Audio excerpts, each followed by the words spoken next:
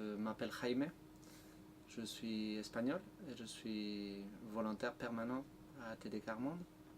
Donc ma profession, je suis pédagogue et pendant les dernières 18 années, j'ai été engagé dans différents lieux avec le mouvement, donc notamment au Guatemala, en France et au Sénégal.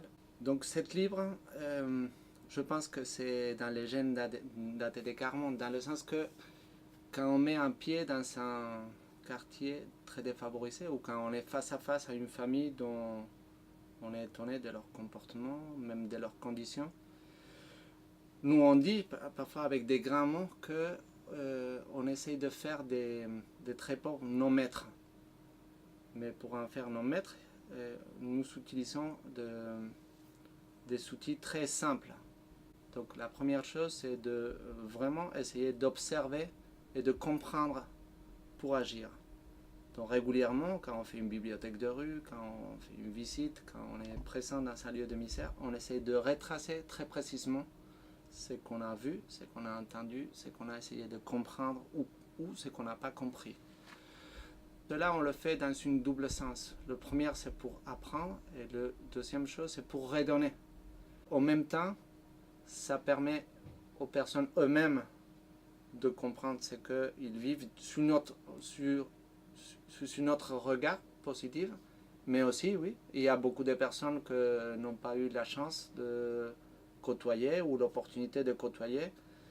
Et c'est aussi l'opportunité de mettre en lumière beaucoup de petites choses qui passent inaperçues de la vie quotidienne des personnes très pauvres.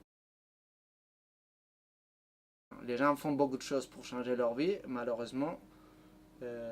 L'injustice et la vie dure leur attrape et il n'y a pas la possibilité d'une promotion, d'une réussite. Donc bien sûr, c'est pour mettre à la lumière que la vie donc que les pauvres ne sont pas des gens à part, c'est comme nous.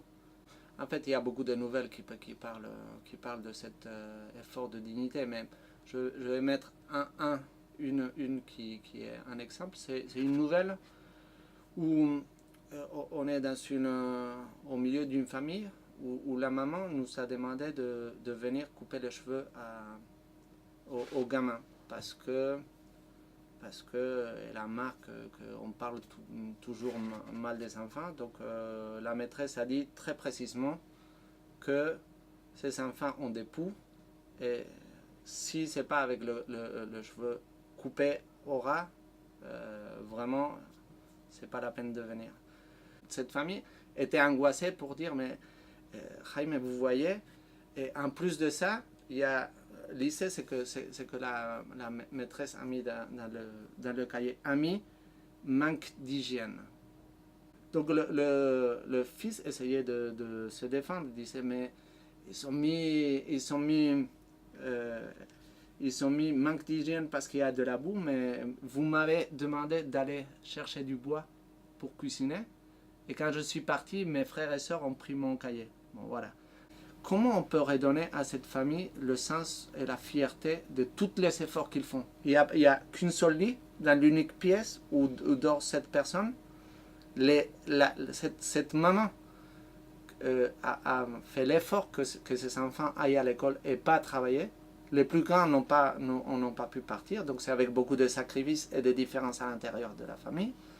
Donc ça veut dire pouvoir redire à cette famille combien c'est pas sa faute, la manque de réussite de ces enfants, donc ils ont dû se bagarrer pour réussir à l'école, c'est pas leur faute. C'est pas leur faute. Et la deuxième chose, c'est vraiment, c'est remarquable combien elle a fait d'efforts pour tenir bon, pour que cette école soit aussi une promotion pour leurs enfants.